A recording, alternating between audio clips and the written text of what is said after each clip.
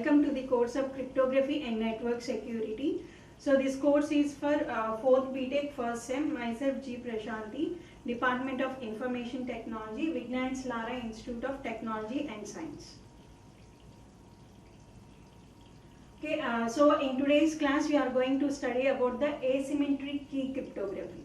So in previous class we have seen symmetric key cryptography, where in symmetric key cryptography we will be using one key. Okay, so in symmetric key cryptography one key is used where the sender and the receiver will be doing encryption and decryption with the same key. Okay, so taking that cipher key as the main key, so we will be generating the sub keys by using the key generation algorithm. Okay, by using the key generation algorithm with main cipher key, we will be generating the sub keys for each round. Okay, so those sub keys will be used in each round.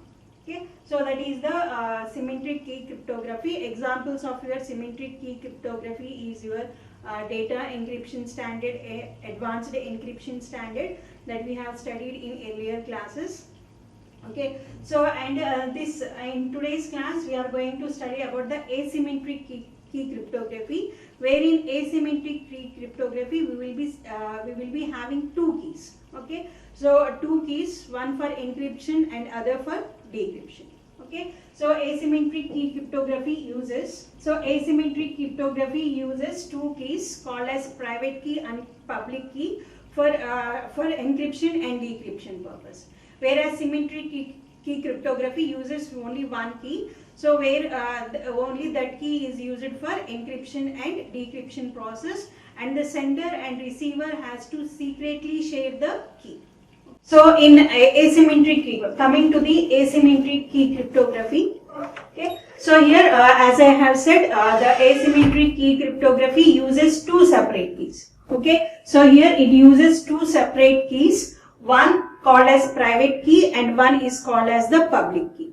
Okay, so where the public key is announced publicly, that means that it will be known to all, whereas the private key has to be kept as secret. Okay, so here we will be using two keys, one is a private key and other is a public key, where the private key has to be kept secretly and the public key can be announced. And the relationship between this private key and public key is the inverse relationship. Okay, so if you are having any public key, the inverse of that public key is our private key. Okay, so here if you see this figure, this is the locking and unlocking in asymmetric key crypto system. Okay, so if you are having like Alice and Bob, okay, so here whatever the keys that are used here are the public key and the private key. Okay, so where here the public key locks. Okay, locks in the sense that the public key is used for the encryption purpose. Okay, so and similarly the private key is used for the decryption purpose. Okay, so until the private key is known, you can't decrypt it. Okay, so here for suppose like here you are having like Alice and Bob. Okay, so here Alice and Bob want to secretly communicate a message M. Okay, so they want to secretly communicate a message M. So for communicating with Bob, since Alice want to send some message to Bob, so what she has to do is that she has to take the public key of the Bob and encrypt this message. Okay, so taking the public key of the Bob, she will be encrypting this message. And the encrypted, okay, whatever the encrypted message that we get, or we can say whatever the ciphertext that we have got after performing the encryption, that ciphertext will be passed to the Bob. Okay, so whatever the ciphertext that is passed, since for decryption purpose, okay, so for decrypting that ciphertext, it requires Bob's private key. Okay, so decryption of the ciphertext requires the Bob's private key, but that private key is known to Bob only. Okay, so Eve, if suppose there is an hacker Eve, since Eve does not know the private key of Bob, so he will be not able to decrypt the message. Okay, so decryption of the message requires the private key. So here Bob has to keep his private key very secretly. Okay, so he has to keep the private key secretly, and he will be announcing his public key. He will be announcing his public key so that the sender can encrypt with that public key. Okay, so that is the concept of asymmetric key cryptography. Okay, where for encryption purpose, we require the public key, and for the decryption purpose we require the private key. Okay, so here what Alice will be doing, suppose the Alice wants to send a message M. So what she will be doing is that, so Alice encrypts this message. Okay, whatever the message that in here, so she will be encrypting this message with the public key of Bob. Okay, so with Bob's public key. Okay, with the Bob's public key. So so Alice will be encrypting this message M. So she will be getting a ciphertext C. Okay, so here what Alice will be doing is that Alice will be encrypting this message M with the public key of Bob. So she will be getting some ciphertext.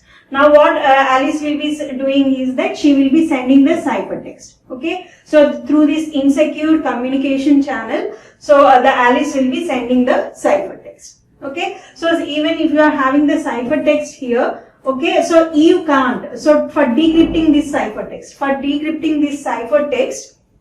okay, so to get the plain text from this ciphertext, or we can say for decrypting this ciphertext, so Eve, the intruder, okay, here Eve is like intruder, okay, or we can say hacker, or we can say attacker, okay. So if there is any attacker through the communication channel, so if he is getting the ciphertext, to decrypt the ciphertext, he required the private key of Bob.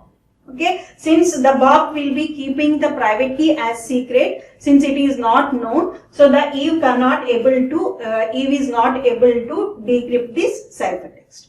Okay, even Eve has the public key of Bob. Okay, so since the Bob is announcing his public key, even if Eve knows the public key of the Bob, so even having the public key, Eve can't decrypt it. Okay, since encryption is done with the public key, so decryption has to be done with the private key. Okay, so since already we have said, if encryption and decryption is the inverse of encryption. Okay, so here the public key, inverse of this public key is the private key. Okay, so the decryption requires the private key, and since Eve knows the public key of Bob, but he does not know the private key. Since he does not know the private key, so he will be not able to decrypt this ciphertext. Okay, so only Bob will be able to decrypt the ciphertext, since he only knows the private key. Okay, and what this thing is that since we are simply saying that private key is the inverse of public key. Okay, so since Eve knows the public key, can he generate the private key from the public key? Okay, so no. So here Eve can't be able to generate the private key from this public key. Since here while generating those private key and public keys, we will be choosing the prime numbers, and we will be using the rings. Okay, whatever the concept we have studied, rings, groups, fields. Based upon these rings, group, fields, and based upon the modular arithmetic, we will be generating the public key and the private key. Okay, so it is not easy. Okay, so it is not easy for Eve knowing the public key to generate the private key. Okay, so since we are saying that Eve knows the public key of Bob, so here the question is, so since public and private key are inverse, so Eve can generate the inverse of that public key, that is, he can generate the private key. But it is not easy, okay, but it is not easy generating the private key knowing the public key. Okay, simply why? Because here we are going to use the modular arithmetic mod n, and also we are going to use the rings, fields, groups concept while generating those public keys and private keys. Okay, so that is why even Eve knows the public key, so he will be not able to generate the private key from the public key, and so he will be not able to decrypt the ciphertext. Okay, so and only Bob will be able to decrypt the ciphertext, since he only knows the private key. Okay, So that is about the concept of asymmetric key cryptography. Okay, so here in asymmetric key cryptography, we will be having 3 modules. Okay, so in every asymmetric key cryptography, the first module is your key generation procedure. Okay, so here you will be having a key generation procedure, where in the key generation procedure, in the key generation procedure, we have to generate the public keys and the private keys. Okay, so key generation procedure, where in the key generation procedure we have to generate the public key and the private key. So here whatever the receiver, he will be generating those public and private keys, and he will be keeping his private key as secret. Okay, so he will be keeping his private key as secret, and whatever the public key that he has generated, that public key will be announced. Okay, to public in the sense that whatever the public key that he has generated, so that public key will be announced, and he will be keeping his private key as secret. Okay, so and similarly we will be having another procedure called as the encryption procedure. Okay, so where in the encryption procedure, what the sender will be doing is that taking the public key of the receiver. Okay, taking the public key of the receiver. So whatever the plain text we are having, so that plain text is encrypted. Okay, so the plain text is encrypted with the public key. So you will be getting a cipher text, and that cipher text is sent through the insecure channel. Okay, and the third module we will be having in asymmetric key cryptography is the decryption process. Okay, where in the decryption process, whatever the cipher text that the receiver has received, so by using the private key, so the receiver will be decrypting the cipher text into the plain text. Okay, so this is the general idea of asymmetric key crypto system, where you will be having 3 modules. The first module is the key generation procedure, where in the key generation procedure we have to specify like where in the key generation procedure we will be having like generating the public keys and the private keys. Okay, so after generating those public keys and private keys, the private key will be kept as secret and the public key will be announced. Okay, so and the second module we will be having is the encryption process. Okay, or we can say encryption procedure, where taking that public key, the sender will be encrypting the plain text to get the private text, to get the cipher text. Okay, so that is the encryption procedure, and the third module we will be having is the decryption procedure, where the receiver will be decrypting the cipher text using the private key. Okay, so that is about the asymmetric key crypto system, where we will be having 3 procedures.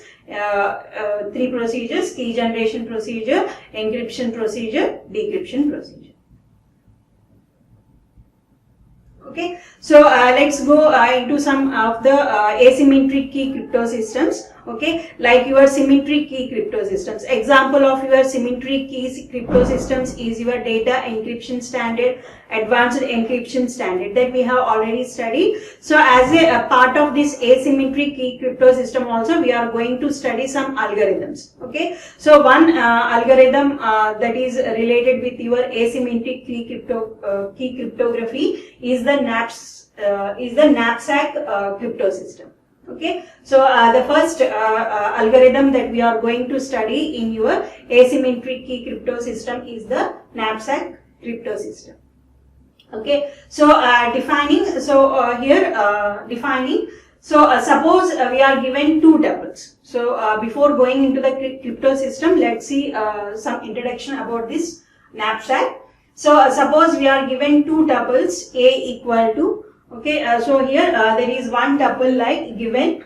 Okay, A equal to A1, A2 and AK. Okay, so and this tuple is a super increasing tuple. Okay, whatever the tuple that we are taking like with A attributes. Okay, so that tuple is a super increasing tuple. So what is super increasing tuple? The super increasing tuple, if every element of the sequence is greater than the sum of all previous elements in the sequence, then it is said to be a super increasing tuple. Okay, so whatever the elements that you are taking in A, so those should be in a super increasing way. Okay, so that means that whatever the element that you are taking like, so it should be greater than your sum of the previous elements. Okay, so that is the thing here. So whatever the A tuple that you are having, that tuple should be a super increasing tuple. Okay, so where every element in the sequence is greater than sum of all the previous elements in the sequence. Okay, so in that way you have to take the tuple A. Okay, and similarly you will be taking another tuple X, and this X consists of some elements with zeros and ones. Okay, so like your plain text. So your plain text consists of like bits. Okay, whatever the plain text you are having, that plain text will be converted into bits, and those bits will be your X tuple. Okay, so and then the first tuple in the sense tuple A is the predefined set. It is a predefined set. Okay, and the second tuple in which xi is only 0 or 1 defines which element of A are to be dropped in the knapsack. Okay, so in whatever the elements that you are having, what are the tuples that you are having in A, so which element is to be dropped. Okay, if the xi value is 0, okay, if the xi value is 0, then Ath element will be dropped. Okay, if xi value equal to 1, then Ath element will be kept. Okay, so here these x values will tell which element in A will be dropped and which element in A has to be kept. Okay, so here the sum of the elements in the knapsack is given by, so this is your formula. So S equal to knapsack sum A comma X equal to X1 into A1 plus X2 into A2 Xk into AK, where these X1, X2, Xk values are ones and zeros, and your A1, A2, AK is a super increasing tuple. Okay, so and then you will be getting the ciphertext as S. Okay, so here S will be like your ciphertext. Okay, so given A and X, so here what is that? Given A and X, it is easy to calculate S. Okay, so again knowing A1 and X value, okay, knowing A1 and S value, so it is easy to generate your ciphertext. So suppose here my X1, X2, Xk are my plain text. Okay, so it is my plain text which I want to convert into ciphertext. Okay, so and A1, A2, AK are my tuples. Okay, which I have only generated, which is a super increasing tuple. Okay, since I know A1, A2, AK values, and since I know X1, X2 values, it is easy for me to calculate the S value. Okay, so that means that it is easy for me to calculate the S value, but okay, for if it is like for attacker, okay, so if it is like attacker, so however given S and A value, okay, even if the attacker knows, okay, even the attacker knows the S and A value, it is difficult to find X. Okay, so here this is with the sender's concept way. So even the sender knows the A and X value. Since the sender knows the A and X value, it will be easy for the sender to calculate the ciphertext S. Okay, so since it is nothing but multiplying tuples, x1, x tuples and a tuples and summing up. Okay, so it is easy for sender to calculate the ciphertext. But since it is easy for since it is easy for the sender to find the to calculate the ciphertext, okay, so it should be hard for the attacker to detect the x1, x2 tuples.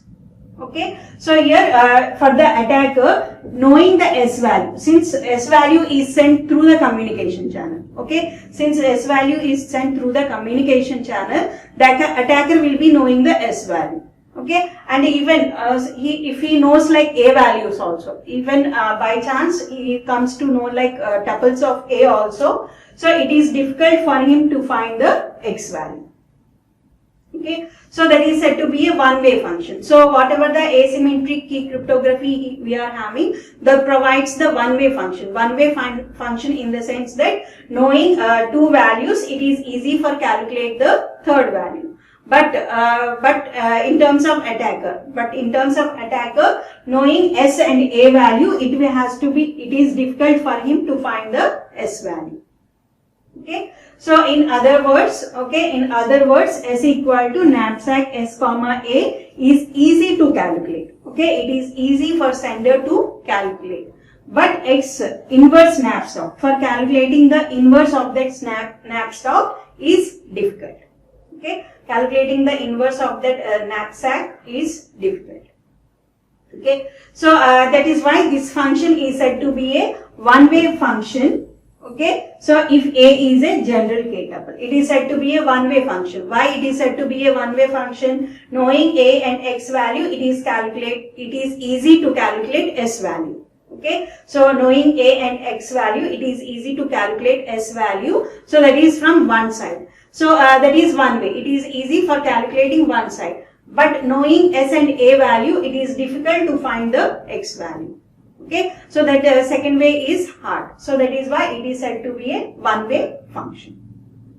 Okay, so that is about the introduction or we can say definition. So here this is the algorithm. So this is the algorithm for calculating your S value. So algorithm for calculating the S value, or we can say this is your encryption process. Okay, so this is your encryption process and this is your decryption process. Okay, so this is your encryption process, where in this encryption process you have to calculate your S value. Okay, so you have to calculate your S value.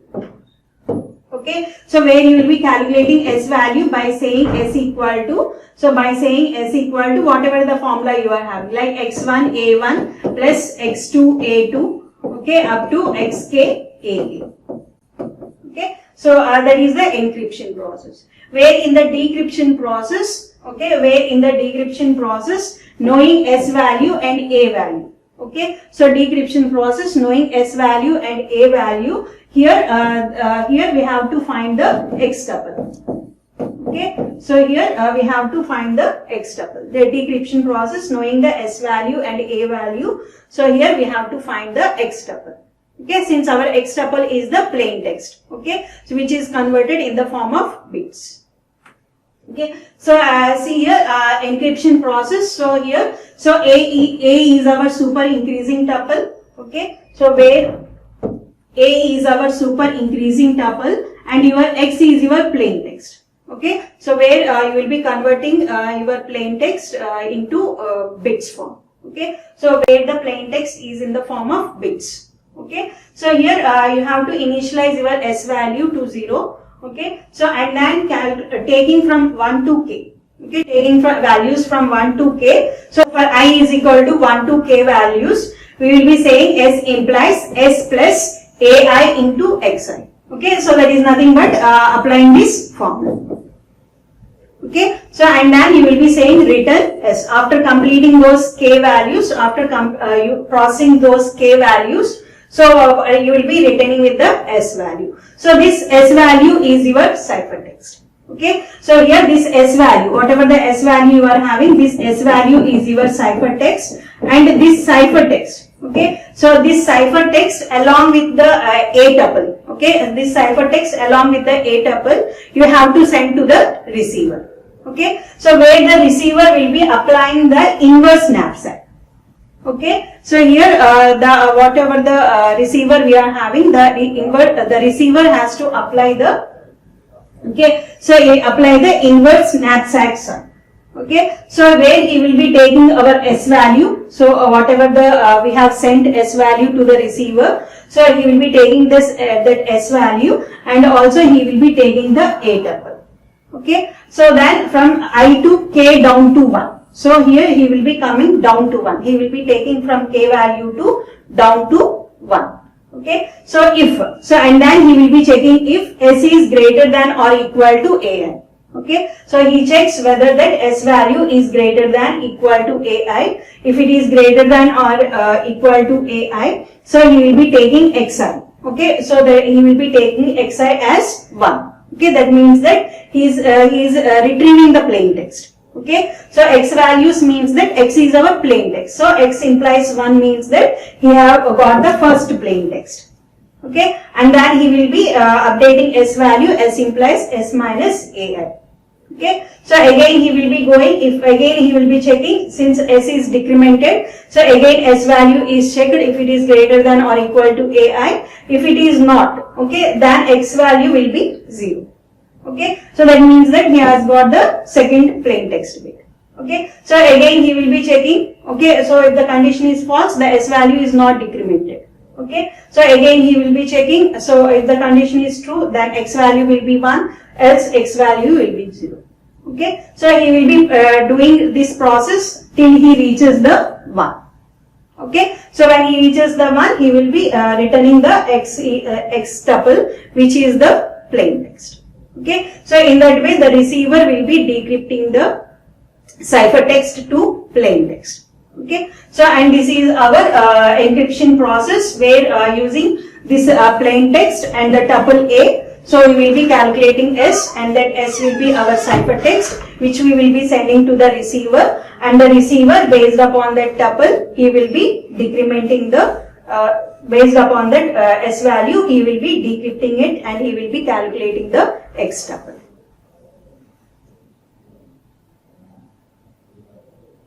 Okay, so here let's see one example here. So here, here we have taken A equal to 17, 25, 46. That is the tuple A. Okay, so remember that tuple A is a super increasing tuple. Okay, so that means that the sum of the previous element should be greater than that element. Okay, so that is your super increasing tuple, and here we have taken S equal to 272.